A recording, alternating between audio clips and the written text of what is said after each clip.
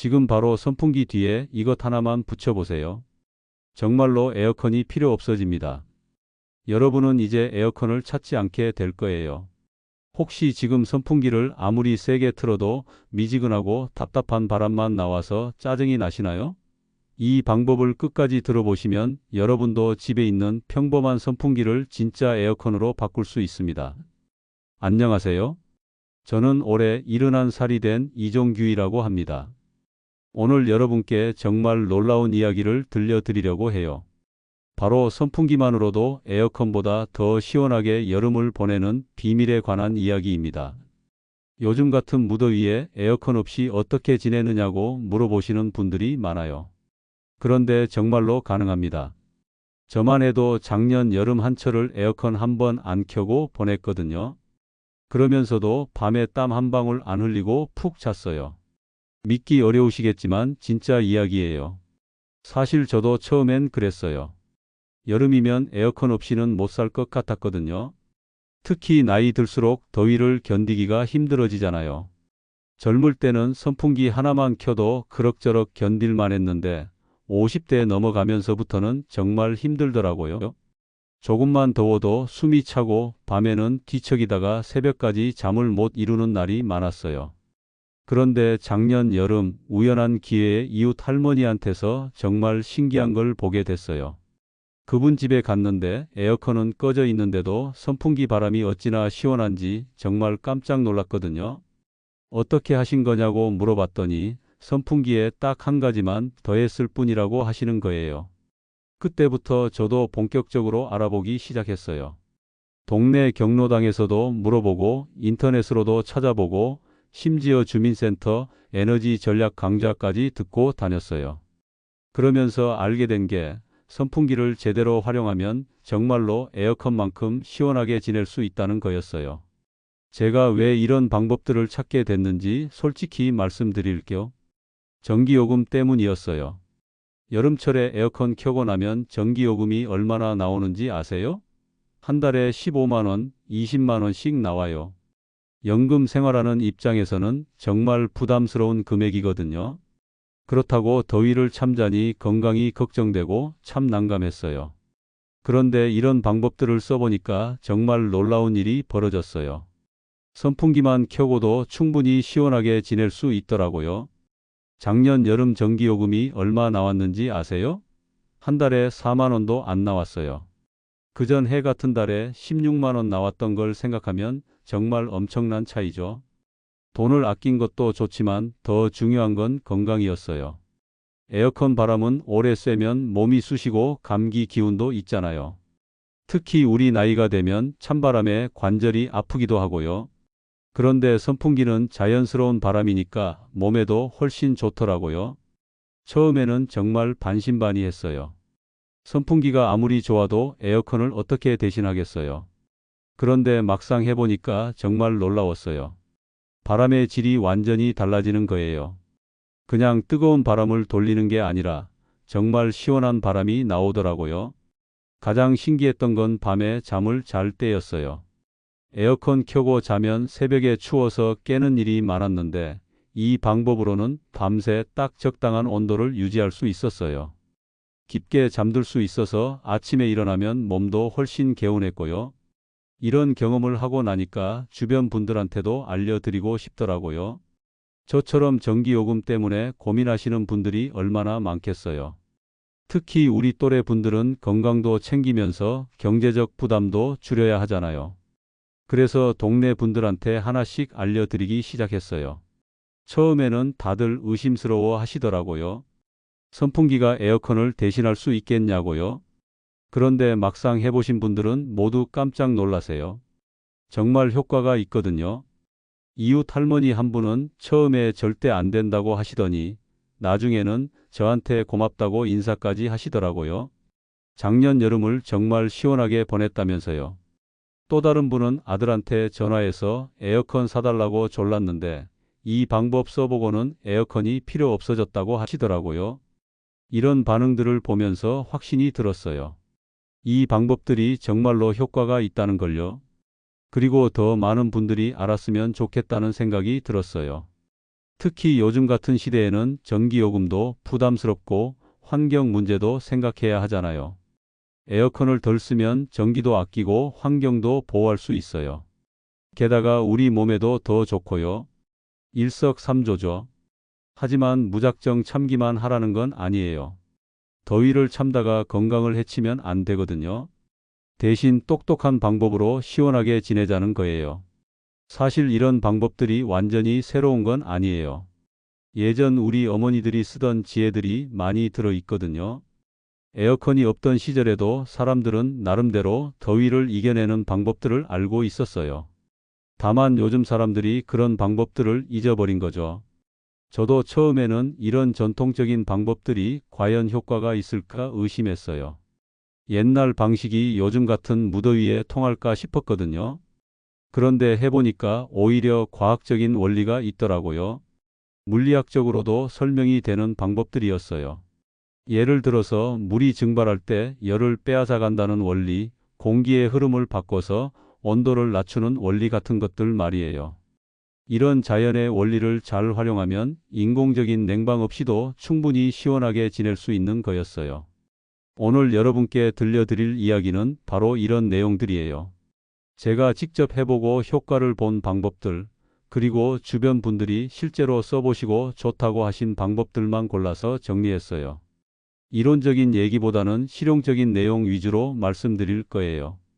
요즘 같은 무더위에 에어컨을 켜지 않고도 시원하게 지낼 수 있다는 게 믿어지시나요? 저도 처음엔 그랬어요. 하지만 지금부터 말씀드릴 방법들을 직접 해보시면 정말 깜짝 놀라실 거예요. 먼저 가장 간단하면서도 효과가 놀라운 방법부터 알려드릴게요. 바로 얼음을 활용하는 방법입니다. 큰 그릇이나 대야에 얼음을 가득 담아서 선풍기 앞에 넣는 거예요. 선풍기에서 바람이 나오는 곳 바로 앞 30cm 정도 떨어진 곳에 두시면 됩니다. 이렇게 하면 정말 신기한 일이 벌어져요. 선풍기 바람이 얼음을 지나면서 차가워져서 나오는 거예요. 마치 자연스러운 에어컨처럼 말이죠. 얼음에서 올라오는 시원한 수증기가 바람을 타고 방 전체로 퍼지면서 공기 자체를 시원하게 바꿔주거든요. 더 오래 지속되는 방법도 있어요. 페트병에 물을 넣고 꽁꽁 얼린 다음 선풍기 앞에 놓는 거예요. 얼음 조각은 금방 녹지만 페트병 얼음은 4시간 넘게 시원함이 계속돼요. 특히 밤에 잠들기 전에 미리 준비해두면 새벽까지도 시원하게 지낼 수 있어요. 여기서 정말 중요한 비법을 하나 더 알려드릴게요. 얼음 그릇이나 페트병 위에 얇은 수건을 물에 적셔서 살짝 덮어주세요. 이렇게 하면 물이 증발하면서 주변 공기를 더욱 차갑게 만들어줘요. 체감 온도가 서너 도는 확실히 내려가는 걸 느끼실 수 있을 거예요. 페트병 2개를 번갈아 가면서 쓰시면 하루 종일 시원하게 지낼 수 있어요. 하나는 선풍기 앞에서 쓰고 다른 하나는 냉동실에서 얼리고 이렇게 돌려가면서 사용하시면 됩니다. 전기료는 선풍기 돌리는 비용밖에 안 나와요. 하루에 고작 200원 정도죠. 더 놀라운 방법을 하나 더 알려드릴까요? 페트병에 그냥 물 대신 소금물을 넣어서 얼리는 거예요. 소금물은 일반 물보다 더 차갑고 더 오래 지속되거든요. 해보신 분들은 다들 말씀하세요.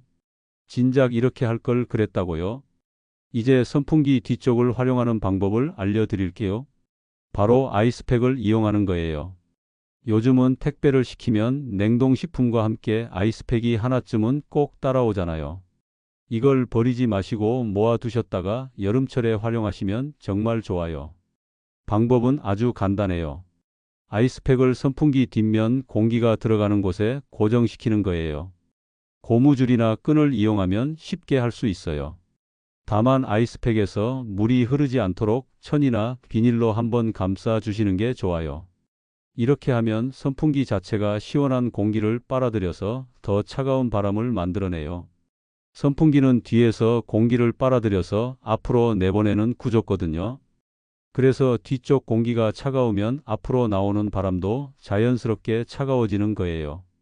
이 방법의 가장 큰 장점은 선풍기 전체에서 나오는 바람이 고르게 시원해진다는 거예요.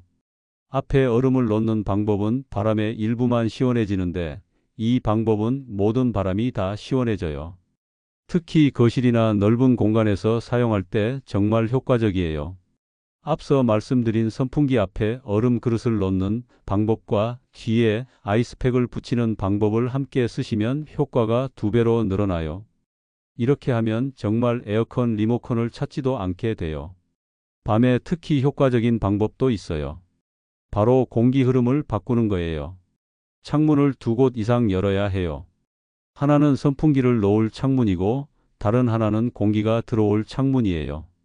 여기서 중요한 건 선풍기 방향이에요. 선풍기를 평소처럼 안쪽으로 향하게 하지 마시고 반대로 바깥쪽으로 향하게 놓는 거예요. 그러면 실내의 더운 공기가 밖으로 밀려나가고 반대편 창문으로는 자연스럽게 시원한 바깥 공기가 들어와요. 처음에는 이해가 안 되실 수도 있어요. 선풍기를 바깥으로 돌리면 바람이 안 들어오는데 어떻게 시원하냐고요? 그런데 실제로 해보시면 깜짝 놀라실 거예요. 더운 공기가 밖으로 나가면서 방 안 전체가 금세 시원해져요. 이 방법은 해가 진 후 저녁 9시부터 새벽까지가 가장 효과적이에요. 이때 바깥 온도가 실내보다 낮거든요. 낮에는 바깥이 더 뜨거우니까 이 방법을 쓰시면 안 돼요. 하지만 밤에는 정말 효과적이에요. 마지막으로 몸에 직접 적용하는 방법을 알려드릴게요. 찬물에 적신 수건을 목이나 손목에 감고 선풍기 바람을 쬐는 거예요. 물이 피부에서 증발하면서 피부의 열을 빼앗아가기 때문에 정말 시원해져요. 특히 목과 손목이 가장 효과적이에요. 이곳에는 굵은 혈관이 지나가거든요. 여기를 차갑게 하면 몸 전체 체온이 자연스럽게 내려가요. 방법은 정말 간단해요. 찬물에 수건을 적셔서 꽉 짜주세요.